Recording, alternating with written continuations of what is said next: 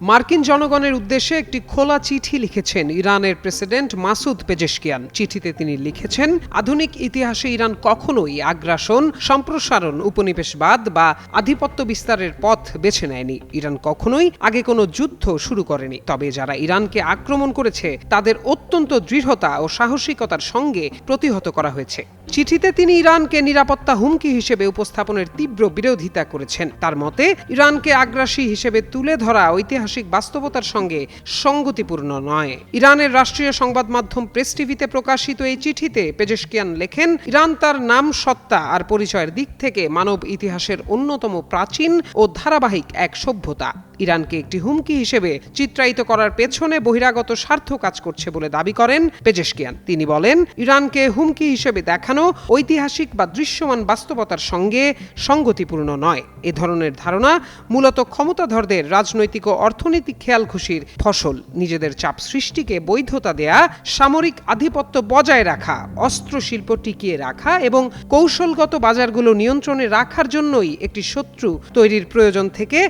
এমনটা করা হচ্ছে।